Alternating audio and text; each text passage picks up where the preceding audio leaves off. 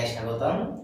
আজকের আলোচনার যে প্রধান কেন্দ্রবিন্দু বা যে বিশেষ টপিককে নিয়ে আজকের এই আলোচনার সূত্রপাত সেটা হচ্ছে অনেক জাতক বা জাতিকা দেখা যাচ্ছে বেশ কিছুটা এজ হয়ে যাচ্ছে, তারা কিন্তু অনেকেই আবার ওয়েল স্ট্যাবলিশ, কিছু মানুষ আবার স্ট্রাগলের দৌড়ে আছে, কিন্তু একটা এন্ড অফ দ্য টাইম প্রত্যেকেই কিন্তু সেটেল হতে চায় এবং এই সেটেলমেন্ট হওয়ার ক্ষেত্রে কিন্তু বাধা হিসাবে হয়ে দাঁড়াচ্ছে যে তাদের বিবাহের ক্ষেত্রে দেরি হচ্ছে।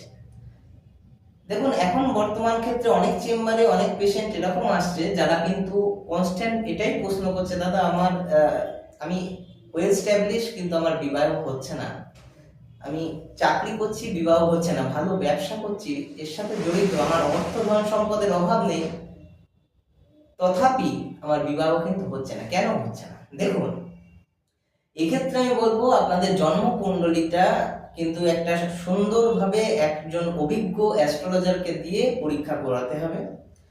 যদি দেখা যায় জন্মকুণ্ডলী 7th ভাব অর্থাৎ 7th হাউস আপনার দুর্বল হয়, তাহলে কিন্তু বিবাহের ক্ষেত্রে দেরি হতে পারে, সেটার প্রতিকার অবশ্যই আছে। নাম্বার 2, অনেক সময় দেখা যায় জন্মকুণ্ডলীতে অশুভ স্যাটার্ন অর্থাৎ শনিদেব প্রভাব বিস্তার করে আছে, রুষ্ট অবস্থায় ঘিরে রয়েছে, বিবাহে দেরি হবে।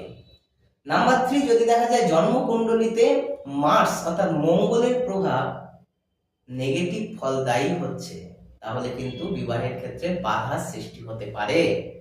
অতএব সকল রকম চেষ্টা করেও বিবাহের ক্ষেত্রে ডিলে হতে পারে।